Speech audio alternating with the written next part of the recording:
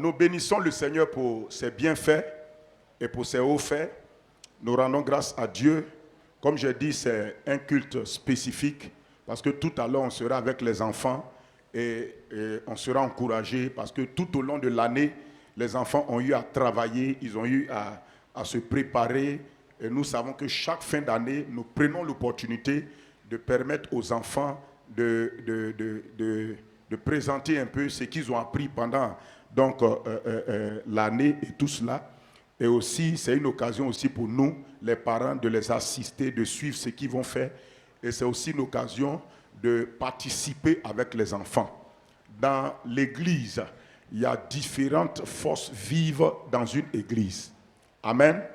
Écoutez-moi, s'il vous plaît. Écoutez-moi attentivement. Dans une église, il y a différentes forces vives. Comme dans une nation, il y a différentes forces vives. Amen. Dans une église, il y a différentes forces vives. Dans une nation, il y a ce qu'on appelle les forces vives de la nation. Et effectivement, dans une église, il y a des forces vives. Par exemple, le mouvement des femmes de destinée dans une église est une force vive de l'église. La jeunesse est une force vive de l'église. Au-delà de la jeunesse également, nous avons les enfants qui sont une force vive donc de l'église. C'est pourquoi nous prenons le temps de bâtir les enfants et nous prenons également le temps chaque fin d'année de leur donner l'occasion de présenter ce qu'ils ont appris et aussi les parents d'être là. Vous savez, il n'y a pas de plus grande fierté dans un enfant que son père l'assiste en train de faire quelque chose et son père ou sa mère l'encourage. Ça crée le courage dans l'enfant, ça crée l'esprit de confiance dans l'enfant. Et lorsqu'il finit de faire, on ne dit pas que non, tu as échoué, tu n'as pas bien fait, on l'encourage. Et quand l'enfant est encouragé, alors il prend confiance en lui et au fur et à mesure, il avance. Donc dans une église, l'une des forces vives de l'église, c'est effectivement le département des enfants. Pourquoi? Parce que on dit, le monde même le dit, que les enfants constituent l'avenir de demain. Dans le monde spirituel également, les enfants sont importants parce que Dieu commence à agir dans la vie des enfants afin que demain, ils soient des instruments de Dieu pour influencer la société où donc nous vivons, où nous sommes. C'est pourquoi c'est important dès le bas âge de commencer à éduquer l'enfant. La Bible dit dans Proverbe, éduque l'enfant dans la voie qu'il doit suivre. Cela veut dire que lorsque un homme naît, lorsque un enfant il est venu sur la terre, il est en train de grandir, il y a plusieurs voies qui se présentent à l'enfant. Il y a plusieurs voies qui sont devant l'enfant. Et l'enfant n'a pas de discernement pour savoir parmi les différentes voies laquelle des voies est bonne. L'enfant n'a pas le discernement pour savoir que telle voie est bonne, l'autre voie est bonne, puisqu'il y a beaucoup de voies qui sont devant lui. C'est normal. Lorsque un homme fait face à beaucoup de chemins qui sont devant lui, il a la difficulté à choisir. Même les grandes personnes, à plus forte raison, un enfant. C'est pourquoi la Bible nous instruit, nous les parents qui connaissons le Seigneur, ou bien même les parents qui ne connaissent pas le Seigneur, ils doivent éduquer l'enfant dans la voie qu'il doit suivre. Cela veut dire que tu sois enfant, tu sois parent chrétien ou parent non chrétien, tu dois éduquer l'enfant dans la voie qu'il doit suivre. Cela veut dire qu'il y a des voies qu'un enfant ne doit pas suivre. Il y a des voies qu'un enfant doit suivre et il y a des voies qu'il ne doit pas suivre. Mais pourquoi la Bible met la responsabilité sur le papa, la maman ou les parents de montrer à l'enfant la voie qu'il doit suivre? C'est tout simplement parce que l'enfant, étant enfant, il n'a pas assez de connaissances pour reconnaître la bonne voie. Il n'a pas aussi d'expérience pour reconnaître la bonne voie. Le papa a la connaissance, mais également, il a l'expérience pour savoir parmi les voies, laquelle des voies est la bonne voie que l'enfant doit suivre. C'est pourquoi un père, c'est celui qui a la connaissance, mais c'est celui également qui a l'expérience de la vie.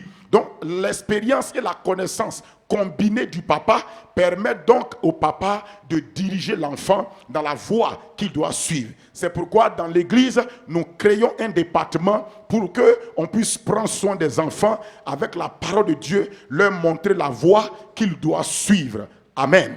La voie qu'il doit suivre. Non seulement cela, mais au-delà de l'enfant, il y a le cadre familial qui est important aux yeux de Dieu. C'est pourquoi Dieu permet qu'un enfant vive dans un environnement de famille. C'est-à-dire qu'avec un père, une mère et des frères et des sœurs, plus cet enfant. Tout enfant a certainement des frères et des sœurs. Il a un père, il a une mère. C'est comme ça que Dieu a prévu les choses. Pour que l'enfant grandissant avec l'éducation de ses parents, au milieu de l'environnement familial, avec ses frères et ses sœurs, il apprenne à évoluer dans la bonne voie. Donc ce n'est pas des hommes qui ont établi la dimension famille. C'est Dieu qui a établi la dimension de la famille. On se souvient dans Genèse que Dieu a fait donc l'homme et il a fait aussi la femme.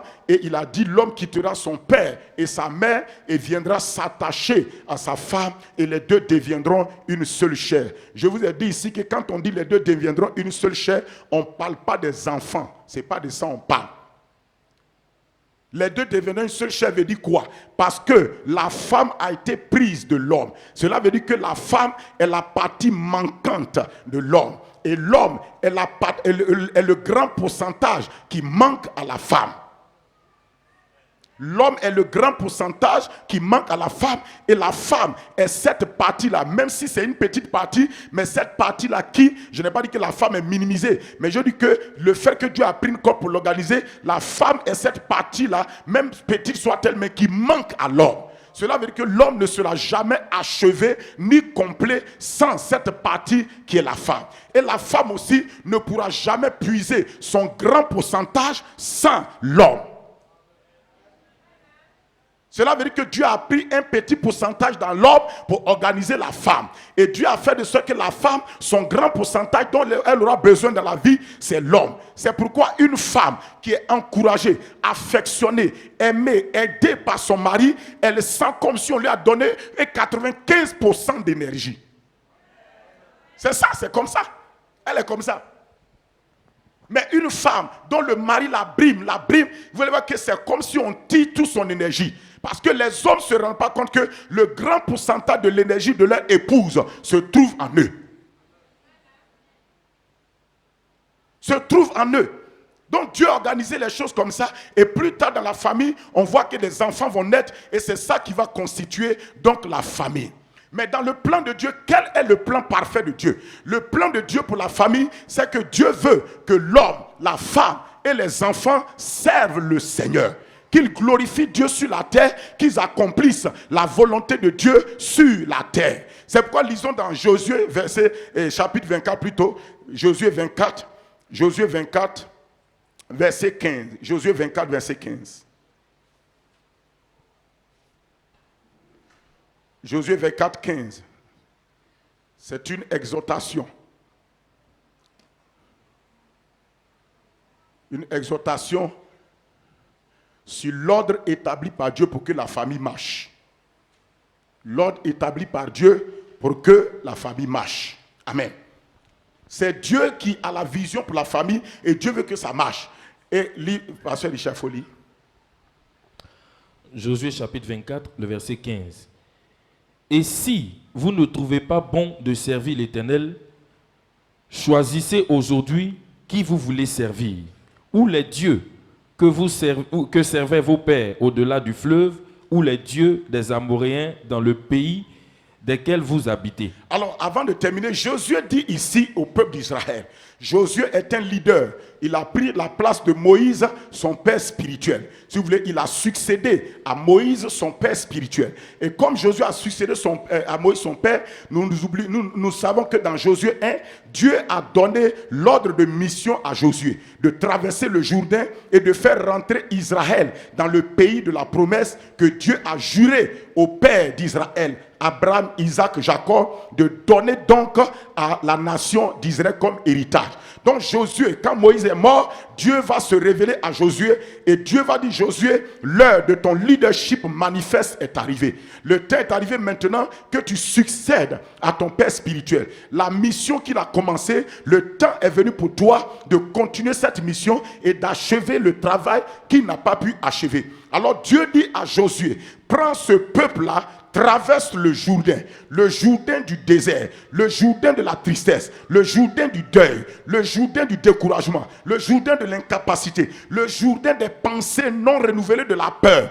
prend ce peuple-là, un leader qui ne renouvelle pas son intelligence, un leader qui ne traverse pas le Jourdain, ne peut pas prendre le peuple pour traverser le Jourdain. Vous ne pouvez pas aussi prendre possession de votre Canaan si vous refusez de traverser votre Jourdain. Devant tout Jourdain, devant tout Canaan que vous devez posséder, il y a toujours un Jourdain à traverser. Ça peut être le Jourdain des paroles et des opinions des gens sur vous. Ça peut être le Jourdain de la peur. Ça peut être le Jourdain du découragement. Ça peut être le Jourdain du complexe d'infériorité ou du complexe de supériorité. En tout cas, il y a un Jourdain que vous devez traverser. Quand un événement vous arrive dans votre vie et que vous voulez avancer, vous devez traverser le Jourdain imposé par cet événement avant de pouvoir avancer dans votre vie. Dans la vie de tout homme, il y a toutes sortes de Jourdains qui se présenteront à vous. De quelque manière que ce soit, vous aurez des Jourdains devant votre vie. Chaque fois qu'un homme veut se lever pour entrer dans l'accomplissement de sa destinée,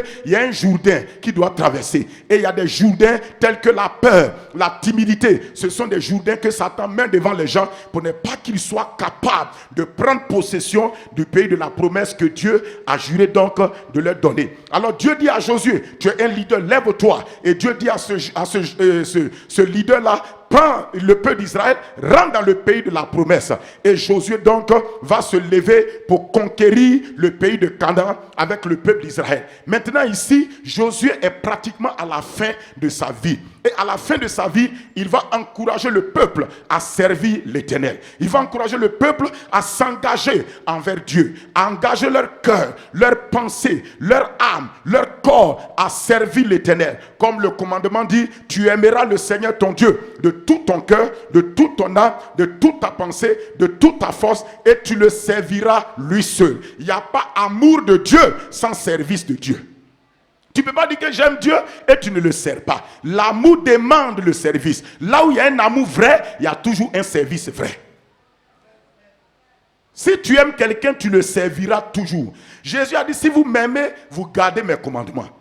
Donc si tu aimes l'Éternel, tu le sers. La preuve que tu aimes Dieu, c'est le service que tu manifestes envers Dieu. C'est pourquoi si on vous force pour servir Dieu, c'est que votre amour pour Dieu n'est pas encore total. C'est pas encore profond. C'est pas encore véritable. Là où quelqu'un aime Dieu, on ne le pousse même pas à servir Dieu. Lui-même, il cherche occasion pour servir.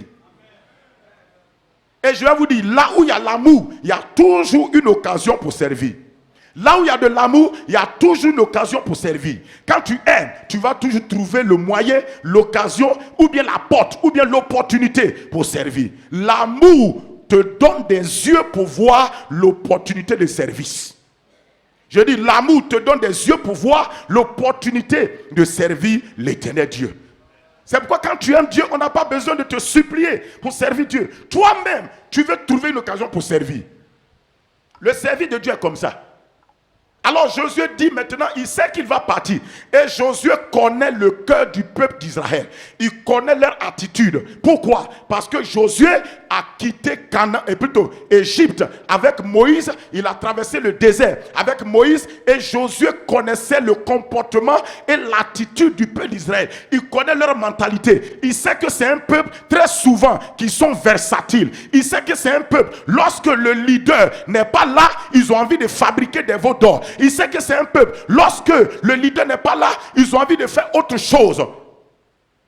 Alors Josué les connaissant, Josué va dire dans ce passage-là de Josué 24 verset 15, il dit, et si vous ne trouvez pas bon de servir l'Éternel, il était en train de les encourager à servir l'Éternel, à l'aimer de tout cœur, de toute âme, de toute leur pensée et de toute leur force, et à servir l'Éternel. Il était en train de leur dire de servir un Dieu particulier. Ce Dieu-là s'appelle l'Éternel. Il n'a pas de commencement, il n'a pas de fin. Le Dieu d'Abraham, d'Isaac et de Jacob. Il était en train d'identifier le Dieu clairement qu'ils doivent servir.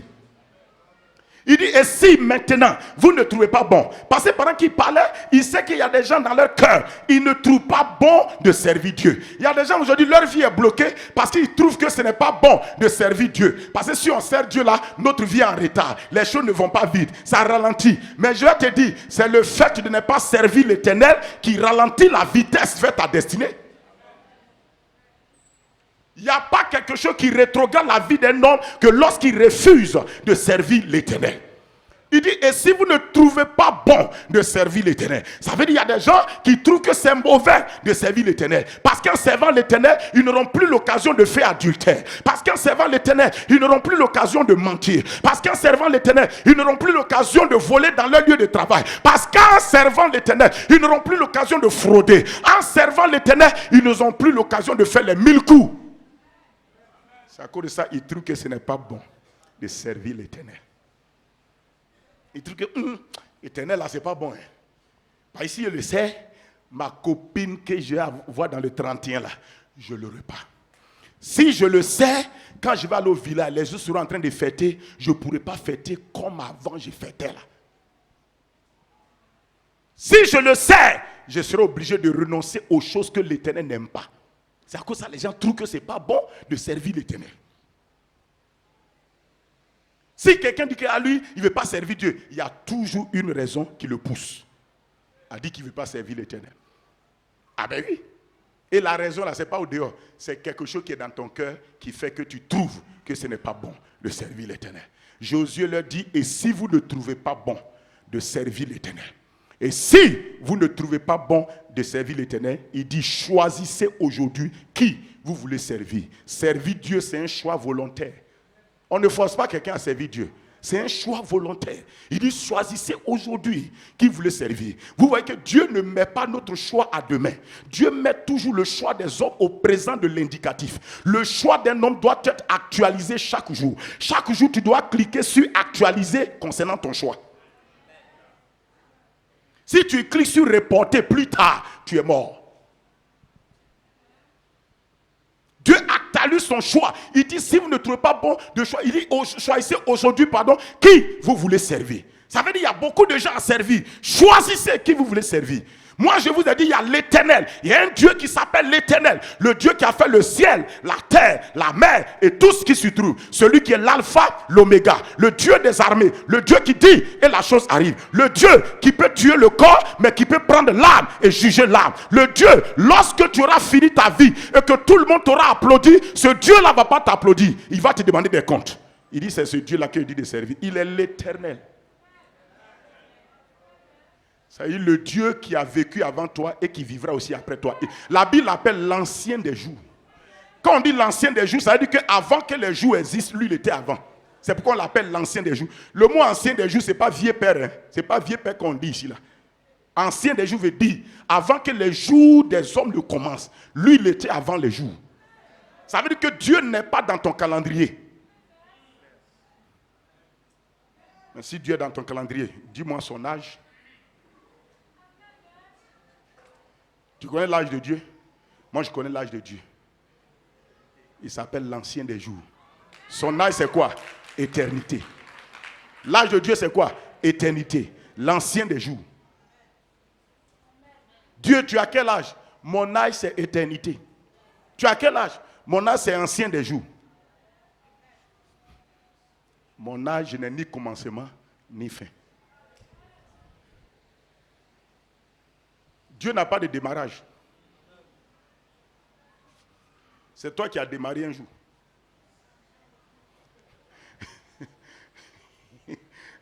Alléluia, alléluia, amen.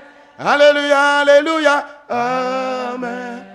Donc il dit, et si vous ne trouvez pas bon de servir l'Éternel, je peux avoir le passage. Et si vous ne trouvez pas bon de servir l'Éternel, il dit, choisissez aujourd'hui qui vous voulez servir. Les dieux que servaient vos pères au-delà du fleuve ou les dieux des Amoréens dans le pays desquels vous habitez. Il dit, il y a 3 dimensions de Dieu ici. Le premier Dieu, c'est l'Éternel. Le deuxième Dieu, c'est les dieux qu'ils ont servi en Égypte. Que plutôt, leurs pères ont servi en Égypte. C'est Dieu plutôt qu'ils ont, c'est Dieu qu'ils ont vu en Égypte et c'est Dieu qu'ils ont servi au désert en faisant les veaux d'or. Il dit, ou bien les dieux qu'on servait vos pères au-delà du fleuve, ou les dieux des Amoréens dans le pays dans lequel vous habitez. Ces 3 dimensions-là se présentent à tout homme. Il y a le Dieu éternel qui t'a créé. Il y a le Dieu que tes parents ont servi. Il y a le Dieu de l'environnement où tu te trouves. Ça s'impose à tout homme. Il dit, si vous ne trouvez pas bon de servir l'Éternel il dit, ou bien vous servez l'Éternel, ou vous servez les dieux que vos pères ont servis au-delà du fleuve, ou bien les dieux des Amoréens des pays dans lesquels vous habitez. Josué va faire une déclaration, puisque lui-même il dit aux autres de choisir. Lui-même, il va faire un choix. Il dit, moi et ma maison. Il dit, moi, je vais vous dire pour moi. Je suis un leader, je vais vous dire ma position. Je vais vous dire ma vision. Il dit, moi et ma maison, nous servirons l'Éternel. Qu'est-ce que Josué vient de faire? Josué vient de nous montrer la vision de Dieu pour toute famille. Que toute famille, le père, la mère, les enfants doivent servir l'Éternel. L'objectif dans une famille, c'est d'amener le papa à servir l'Éternel. C'est d'amener la maman à servir l'Éternel. Le challenge dans une famille, c'est d'amener nos enfants à servir l'Éternel. Écoute-moi très bien. La vision de la famille, c'est d'amener toute famille à servir l'Éternel. La Bible dit que toute famille dans le ciel et sur la terre tire son nom de l'Éternel Dieu. Toutes les familles tirent le nom de l'Éternel Dieu. Il dit, moi et ma maison, nous servirons l'Éternel. Ça, c'est la décision d'un père de famille. C'est la décision d'une mère de famille. De choisir, de décider quel est le Dieu que lui et sa maison, ses enfants, son épouse vont servir. Frères et sœurs, vous devez d'abord avoir la vision, mais vous devez avoir déjà la proclamation de cette vision. Toute vision non proclamée ne devient pas une réalisation. Je dis, toute vision non proclamée ne devient pas réalisation. Alléluia. Alléluia. Toute vision que Dieu te donne, il faut proclamer. Il faut proclamer. Parce que la proclamation, c'est une forme de prière. Quand tu proclames, tu es en train de prier. Quand Dieu t'a donné une vision, tu es proclamé. Josué a perçu la vision de Dieu pour la famille. C'est que Dieu veut que toutes les familles servent l'Éternel Dieu. Et comme il a vu la vision, il a proclamé que lui et sa maison, ils vont servir l'Éternel. Écoute-moi très bien, père de famille. Je suis en train de parler de la famille ce matin. Père de famille, mère de famille, écoute-moi. Quelqu'un d'autre ne peut pas venir déterminer la vision que tu dois donner à ta famille. C'est à toi de savoir le foyer que tu as bâti, la famille que tu as bâti. Quelle est la vision que tu veux? Arrête de laisser tes parents venir t'imposer la vision de la famille qui veut te donner. Arrête de laisser tes beaux-parents, ta belle famille venir t'imposer. Non, tu es chrétien, tu es enfant de Dieu. Il y a une vision de ton Dieu concernant la famille. Il y a des moments où il faut vous afficher, il faut montrer quelle est votre vision. Il faut montrer ce que vous voulez. Si vous ne pouvez pas dire ce que vous voulez, personne ne vous aidera à l'avoir. Parce qu'on ne peut pas aider quelqu'un qui ne connaît pas sa destination. Tu veux voyager, tu t'en où? Vraiment, je ne sais pas. Mais tu demandes le chemin. Personne ne peut te montrer la route d'un endroit que tu ne sais pas où tu t'en vas. Tu ne sais pas où tu t'en vas, on ne peut pas te montrer la route.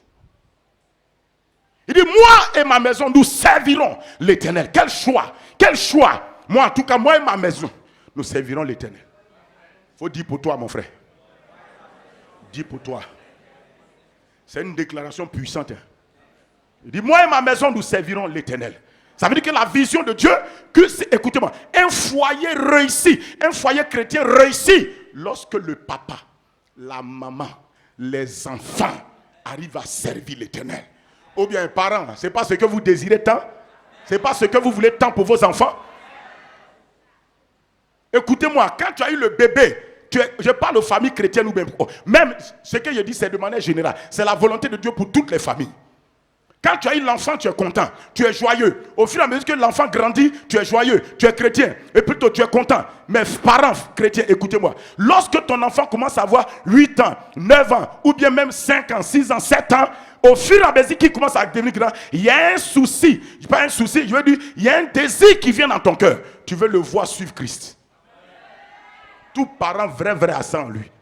En tout cas, si tu es chrétien et que tu sers Dieu, tu veux voir ça. Tu as envie de voir tes enfants être en train de prier. Tu as envie de voir tes enfants lire la Bible. Tu as envie de voir tes enfants venir à l'église. Tu as envie de voir tes enfants s'engager pour les choses qui concernent Christ. Tu as envie de voir ça.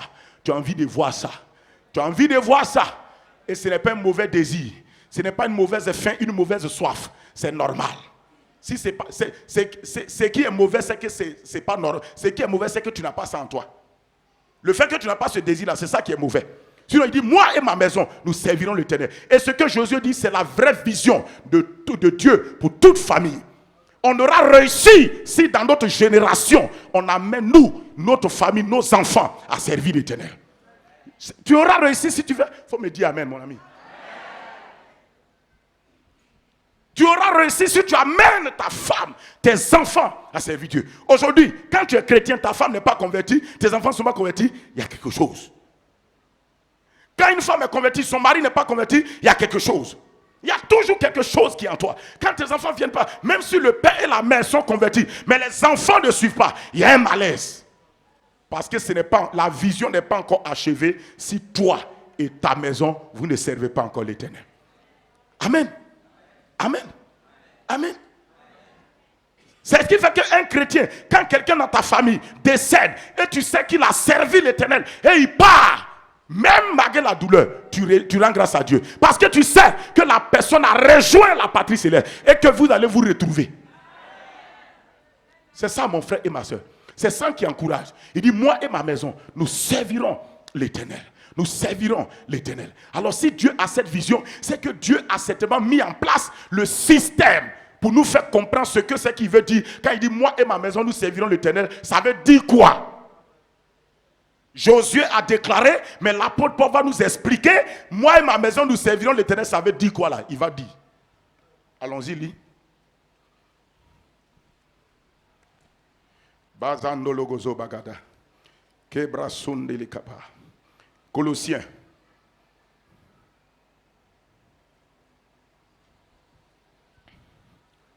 Colossiens 3, verset.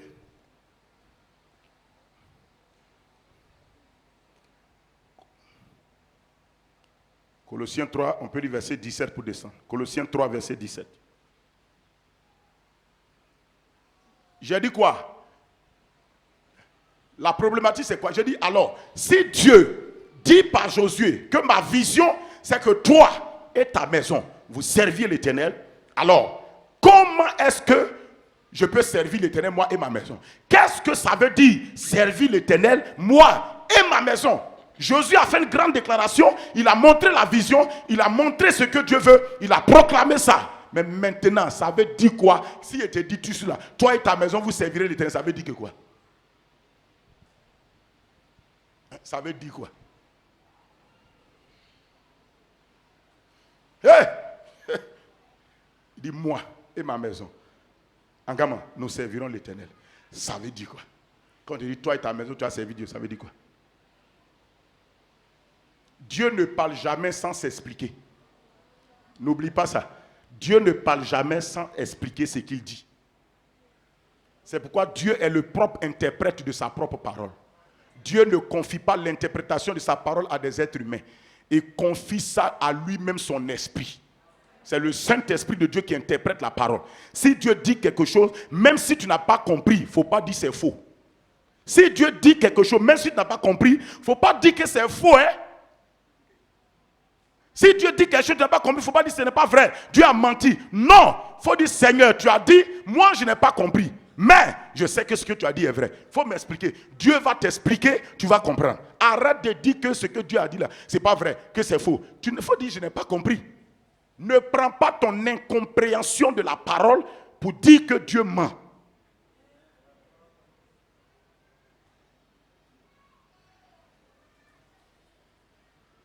Moi et ma maison, nous servirons l'Éternel. Qu'est-ce que Dieu? Tu dis, moi et ma maison va servir de ça. Ça veut dire quoi? Explique-moi, Seigneur. Moi, je veux comprendre. Tu dis que c'est ta vision pour toute famille. Que l'homme, la femme, les enfants, ils servent l'Éternel. Mais ça veut dire quoi? Quand on dit l'homme doit servir Dieu, la femme doit servir Dieu, le mari doit servir Dieu, les enfants doivent servir Dieu, ça veut dire quoi? Servir l'Éternel. Dans le cadre familial, bien sûr. Colossiens 3, verset 17. Vas-y. Et quoi que vous fassiez, en parole ou en œuvre, faites tout au nom du Seigneur Jésus, en rendant par lui des actions de grâce à Dieu le Père. Il dit, quoi que vous fassiez en parole ou en œuvre, faites tout au nom du Seigneur Jésus, rendant par lui des actions de grâce à Dieu le Père. Donc nous encourage à tout faire au nom du Seigneur. Pour la gloire du Seigneur, c'est ce que ça veut dire aussi. On fait tout pour son nom, pour son honneur, pour sa gloire et tout. Ok? Allons-y. Femme, que chacune soit soumise à son mari comme il convient dans le Seigneur. Oui. Mari, que chacun aime sa femme et ne s'aigrise pas contre elle. Enfin, obéissez en toutes choses à vos parents, car cela est agréable au Seigneur. On s'arrête là, remonte au verset 18. Voilà. Il va nous expliquer. Quand il dit, moi et ma maison, nous servirons l'Éternel, ça veut dire quoi?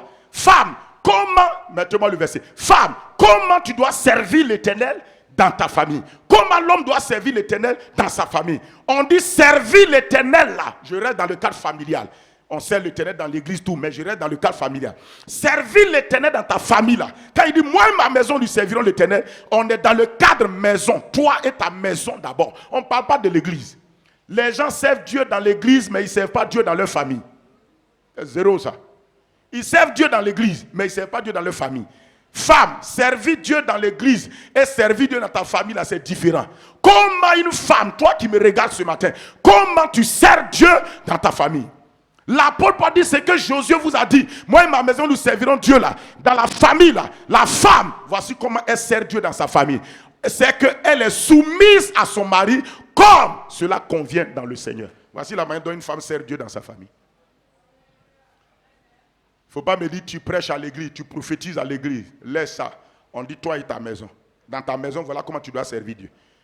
Dans ta maison, tu n'es pas prophétesse. Tu es soumittesse. Soumisesse ou bien, je ne sais pas quoi. J'ai créé mon mot, il faut prendre. Tu es soumisesse. Tu n'es pas prophétesse, hein? Tu es soumisesse. J'ai créé, vous qui me suivez sur YouTube, là, j'ai créé. Il ne faut pas aller chercher dans le dictionnaire. Ok? Non, vous voyez que c'est clair, non? Servir Dieu dans ta maison, moi et ma maison. On n'a pas dit moi et mon église. On ne parle pas de l'église. On dit toi et ta maison. Tu as compris, mon frère? Tu as compris, ma soeur? Comment une femme sert Dieu dans sa maison? Femme, soyez soumises à vos maris comme il convient dans le Seigneur. Ça veut te dire, on est en train de te dire que c'est une manière de servir Christ dans ta maison. Et ça convient au Seigneur quand tu fais ça. C'est quoi la Bible? Que la femme doit avoir une marque dans sa famille, une marque sur elle de l'autorité dont elle dépend. Et l'autorité dont elle, la marque dont on parle là, c'est vrai, on a chanté sur le voile, on a parlé sur le voile. Je n'ai aucun problème pour ça. Tu peux mettre le voile, je n'ai aucun problème pour ça. Mais la marque là, je crois que la vraie marque là, c'est la soumission. La marque de l'autorité dont tu dépends, on appelle ça soumission. Quelle est la marque? On dit que tu dépends d'une autorité. Alors, dépendant de l'autorité, quelle est la marque qu'on veut voir sur toi? Quelle est la marque qu'une autorité veut voir sur les gens qui dépendent de lui? C'est la soumission. C'est l'obéissance. C'est pas autre chose.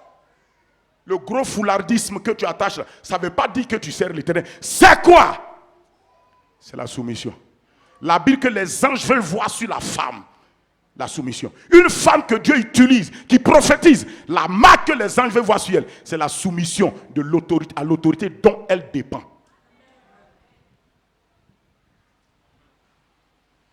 Ou bien, ok? C'est comme ça qu'une femme sert Dieu. Madame, ton ministère dans ta maison, servir Dieu dans ta maison, tant que tu n'as pas réussi ça, ce n'est pas arrivé. C'est pourquoi on dit, femme, soumets-toi à ton mari comme tu le fais au Seigneur. C'est pour te dire que tu es en train de servir le Seigneur en te soumettant à ton mari. Respectant son autorité, honorant son autorité, honorant le chef que Dieu a mis sur toi. C'est tout. Amen. On va dans la suite. Maintenant, il quitte les hommes. Il dit, Marie, voilà comment un mari sert l'Éternel dans sa maison. Moi et ma maison, nous servirons l'Éternel. Voici pour le mari. Il dit, Marie, aimez vos femmes et ne vous aigrissez pas contre elles. Comment un homme sert l'Éternel dans sa maison? C'est en aimant son épouse et en n'étant pas aigri contre son épouse. Il y a des maris qui sont aigris contre leurs femmes, qui sont aigris contre le bonheur de leurs femmes, aigris contre le succès de leurs femmes, aigris contre choses. Et à cause de ça, ils vont dire non, la femme, il ne faut pas travailler, que je peux te suffire, je peux t'aider tout. Souvent, c'est un angoplan, c'est un piège. Mais c'est vrai. Après, le gars va chercher à te contrôler et te manipuler parce que tu ne travailles pas. Tout dépend de lui. Et toi aussi, tu es là. Comment toi, l'eau, c'est lui qui paye. Poumane, c'est lui qui paye. Aiguille, c'est lui qui paye. Bonbon, c'est lui qui paye. Mais toi-même, il faut réfléchir. Ta dignité de travailler, de pouvoir acquérir quelque chose là. Tu n'as plus ça. La Bible, le précieux trésor d'un homme, c'est son activité. Quelqu'un qui ne travaille pas, à un moment, il perd une certaine dignité. Tu dois travailler, ce n'est pas un péché. Tu dis, mon monsieur, il dit non, je vais tout payer. Tu dis, il n'y a pas de problème, tu vas tout payer. Mais je vais compléter. Mais c'est normal. Il faut faire ça. Écoutez-moi, vous êtes là, vous voulez vous marier, vous cherchez l'homme qui va prendre en charge tout dans la vie là, sur vous là. Ça c'est avant les hommes étaient comme ça. Les hommes que vous avez maintenant, ils ne sont pas comme ça. Hein. Ils ne prennent pas tout en charge. Il y a des moments, ils se déchargent. Ou bien, toi tu es là, tu dis non, je vais avoir quelqu'un qui va prendre tout en charge. Il va chercher et tu crois que tu es devenu une reine. La reinologie comme ça là, c'est pas bon. Non, je préfère vous dire, les hommes d'avant, là, ils réfléchissent comme ça. Mais maintenant, là, c'est pas comme ça. La vie est devenue tellement serrée. Les temps difficiles sont là que tout homme a besoin d'équilibre quelque part. Il a besoin de soutien quelque part.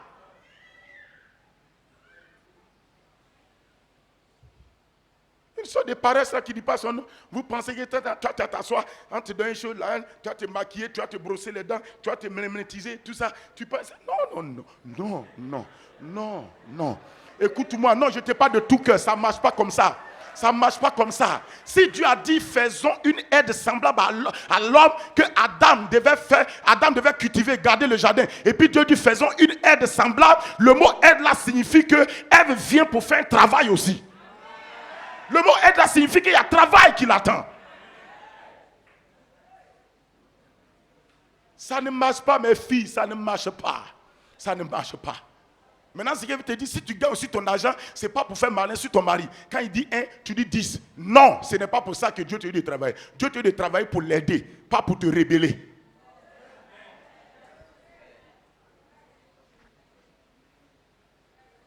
Arrêtez ça. Vous êtes trop chose. Vous laissez trop. Non, c'est pas comment ça marche. C'est pas comment ça marche. Hein? Tout le monde est allé à l'école maintenant. Chacun y est. Amen. Donc il dit un homme qui veut servir. Il dit, moi et ma maison, nous servirons l'Éternel. Monsieur, toi tu déclares ça, moi et ma maison serviront. Mais servir l'Éternel, ta maison, ça signifie quoi? Il dit, toi, dans ta maison là, tu dois aimer. Tu vois ta femme là, tu dois l'aimer. Tu dois l'aimer, hein. Il ne faut pas t'aigrir contre elle. Et l'apôtre Paul dit, il faut l'aimer comme Christ a aimé l'église. Et puis s'est sacrifié pour elle. Tu dois l'aimer, il ne faut pas t'aigrir. Il y a des hommes qui ont une aigreur bizarre contre leurs femmes. Et puis dangereusement, ils ont une jalousie. La femme dit, chérie, gloire à Dieu, j'ai un puissant témoignage. Hey, il y a des gens, si tu es un témoignage, après toi, mets ton cœur. Par leur réaction va te décourager.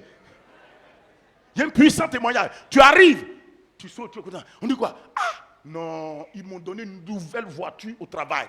Gloire à Dieu, alléluia, chérie. Oh, on est béni. Dis bon, c'est qui est sûr. En tout cas, que Dieu soit béni. C'est qui est sûr, c'est bon. Elle dit que son cœur est mélangé. Il dit, attends, donc tu as conduit. Donc ils t'ont donné une nouvelle voiture, tu as conduit la nouvelle voiture. Ah, et puis il est fâché. Ça c'est quoi ça là? La Bible que la gloire de tout homme, c'est sa femme. Un homme, même si tu es milliardaire, c'est ta femme qui est la vitrine de présentation de ton milliard. C'est la femme qui présente ça. Si elle est mal habillée, on dit que l'homme est pauvre. Quand une femme est mal habillée, c'est son mari, on condamne. Quand elle est bien habillée, on dit que son mari a l'argent.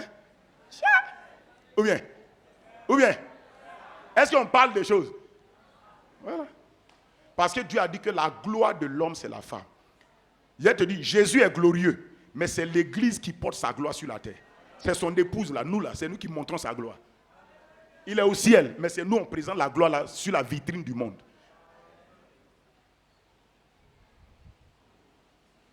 Oui.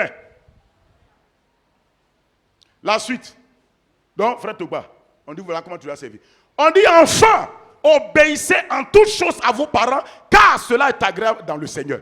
On dit les enfants, comment les enfants vont servir l'Éternel? On dit voici leur manière. Ils doivent obéir en toutes choses à leurs parents, parce que c'est ça qui est agréable à Dieu.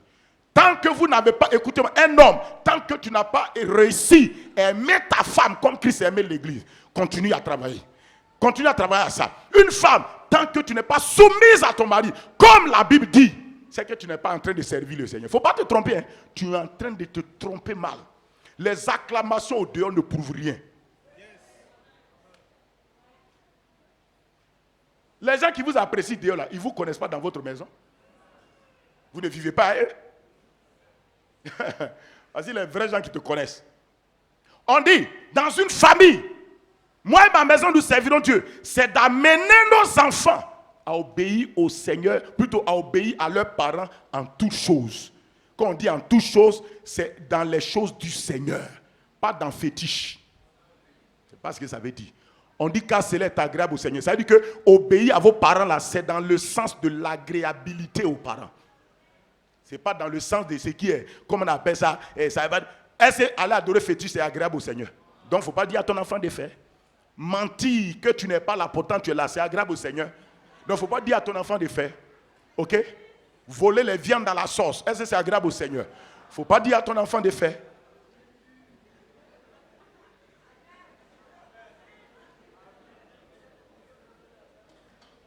Vous avez compris ce que je vous dis? Écoute-moi, quand je prêche là, votre part qu'on dit là, il faut prendre. Hein? Votre portion dans la parole de Dieu là, il faut prendre. Il ne faut pas aller prendre pour quelqu'un, mais sur toi. Tu ne peux pas porter mon habit, il ne peut pas porter ton habit. On n'a pas même pointure de chaussures. Porte pour toi. Dieu dit, femme, sois soumise à ton mari, ça c'est ta pointure. Porte ça. Il dit, mari, aimez vos épouses là comme Christ a aimé l'église. Ça c'est ta pointure, porte. Il dit, les enfants, obéissez à vos parents. Un enfant obéit à ses parents. Quand il obéit à ses parents, il est en train de servir Dieu. Il n'y a pas autre chose. Dans sa famille, là, il est en train de servir Dieu. Si c'est rebelle, il n'est pas en train de servir Dieu. Arrêtez tout le reste. Dieu a établi l'ordre, c'est clair. Il n'y a pas de choses. Ça dit que Dieu est tellement clair que c'est nous, on est mélangés dans beaucoup de choses. Ouais, la suite. C'est mon message le plus court de l'année, donc allons-y vite. Écoute, il dit, Père, n'irritez pas vos enfants de peur qu'ils ne se découragent. Un papa, comment tu sers Dieu dans ta famille? Concernant ta femme, on dit aime-la. Mais dans la famille, là, tu as une femme, mais tu as des enfants, papa.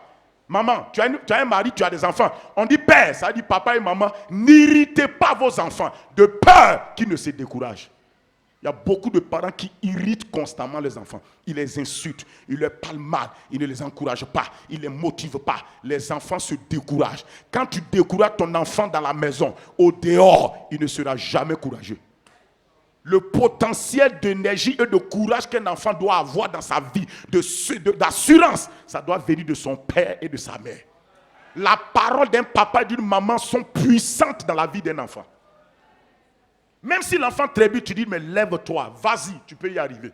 L'enfant va croire que parce que son papa dit qu'il peut y arriver, il sait qu'il peut y arriver. Comment on sert Dieu, parents? C'est en n'irritant pas nos enfants. La première partie, on a dit, mais deuxième partie, n'irritez pas vos enfants de peur qu'ils ne se découragent. La suite, ce n'est pas tout.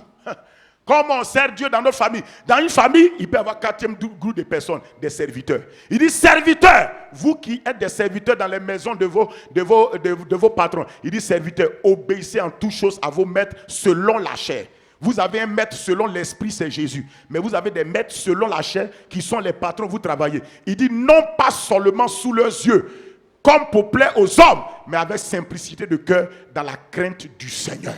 Les serviteurs, on vous dit, quand vous êtes dans une famille, vous travaillez, voici comment vous devez servir l'Éternel. Obéissez. Obéissez. Pas dire, hey, moi mon tonton là, on dirait le gars il est sorcier. Tu n'es pas allé pour la sorcellerie du gars, tu es allé pour obéir. Si il est sorcier, ça te prépare, quitte la maison. Ou bien, on dit d'obéir. Et je fais une parenthèse. Même si ce sont des frères et sœurs en Christ, que tu travailles chez eux et tu t'es converti, tu viens, il ne faut pas dire que quand tu rentres dans la maison, ce n'est pas frères et sœurs en Christ. Ce sont tes maîtres. Ah ben oui, si tu prends ça comme frère et sœur en Christ, tu vas te créer des problèmes. Ah, d'après on est frères. Et tu as commencé à les juger en frérologie. Parce qu'eux, ils ne te parlent pas par rapport à frère ou soeur. Ils te parlent par rapport à serviteur. Ils te disent, non, il faut faire ça, faire ça, faire ça, faire ça, faire ça. Et ils ont le droit, si tu n'as pas fait quelque chose qui est bon, de te corriger, de te dire, tu n'as pas bien fait, faire comme ça. Il ne faut pas dire, ça, ils sont méchants, on dirait qu'ils ne vont pas à l'église. Le fait qu'on te reprenne ne signifie pas qu'ils sont méchants. Tout vrai papa châtie, tout vrai maître discipline. Ah ben oui. Il y a des gens, dès que tu leur fais reproche, tu es devenu méchant. Et puis quoi? Si on est méchant, il n'y a pas de problème. Mais en tout cas, j'ai vu que Jésus a fait chicoter les gens dans l'église. Pourquoi on n'a pas dit les méchants? Pourquoi on n'a pas dit ça? Répondez maintenant, vous croyez que vous avez des versets là, c'est ça non? Répondez, voici verset. On dit Jésus a l'habitude de prêcher quand il rentre. On dit ça si il a commencé à faire natter tressé. Il a pris 3 coups, il a commencé à faire natter tressé. Là, tu dis Seigneur, tu prêches pas aujourd'hui? Il dit, je vais prêcher. Il a commencé à taper les voleurs, taper les braqueurs, taper les commerçants, les échangeurs, tout ça, les dealers dans l'église. Il y a des gens qui ont pris les commandements que Dieu a dit d'offrir des sacrifices. Ils ont pris pour transformer ça en business. Aujourd'hui, on voit ça. Les gens prennent les affaires de Dieu pour transformer ça en business. Mais si Jésus descend, le fouet va tomber et on sera dans les difficultés. Les colommes qui vendaient, les moutons qui vendaient, c'est Dieu qui avait dit d'offrir des sacrifices. Mais eux, ils n'ont pas vu ça en commandement de service. Ils ont vu ça en commandement de deal. Ils ont dit, Dieu a dit d'envoyer moutons. Nous, on peut vendre des moutons ici, les gens vont payer. Ils ont pensé en termes de business. Et ça, je dis qu'il attrape beaucoup de gens, mais ils ne savent pas. Il n'y a rien de nouveau sous le ciel. Ce qui a été, c'est ce qui est, c'est ce qui sera. La suite. Il dit, tout ce que vous faites, faites-le de bon cœur, comme pour le Seigneur et non pour des hommes. Donc, il dit que tout ce qu'on t'a dit de faire là, fais-le de bon cœur. Madame, il ne faut pas faire soumission à ton mari là de mauvais cœur. Hein? Dans tous les cas, c'est le pasteur qui a dit que on va se soumettre à toi. Tiens, tu veux boire de l'eau? Tiens. Ah, mais pourquoi tu jettes? Mais on a dit de se soumettre, donc il faut boire. C'est mauvais cœur. Mauvais cœur. Mauvais cœur. Piler foutu pour lui en murmurant, parlant sur le foutu. Ça, c'est quel homme ça? En tout cas, je dis que moi ici, là, j'ai besoin.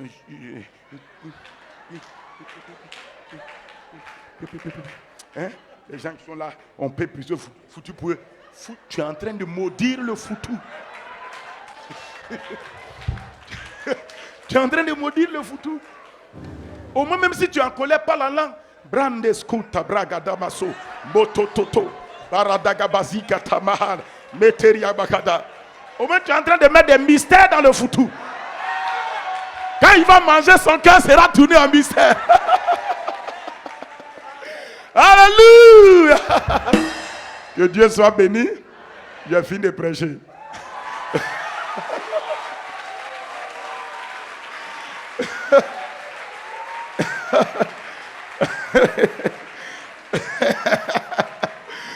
C'est le grand message que vous avez reçu cette année. Non, j'ai profité de parler de ça parce que ça concerne nos enfants, nos familles. Aujourd'hui, les familles sont sujets à des attaques, à des choses. C'est parce que l'ordre, les bornes que Dieu a placées, on les a renversées. On a déplacé les bornes, les familles sont mélangées. C'est tout. Donc, on va prier pour ça. Je veux que tu pries pour ta part là. Tu n'es pas intercesseur de quelqu'un. Tu es prié pour toi-même. Tu connais ta part, non? D'abord, on va dire au Seigneur, moi et ma maison, nous voulons servir l'Éternel. Ok? Amen. Dis, Père Céleste, moi et ma maison, nous te servirons au nom de Jésus-Christ, par le Saint-Esprit, en nous appuyant sur ta parole. Aide-nous à le faire, papa. Au nom de Jésus-Christ.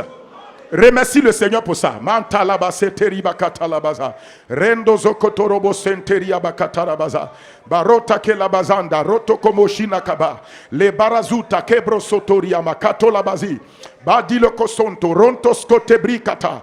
Bragindos kalabaseteria maskuta.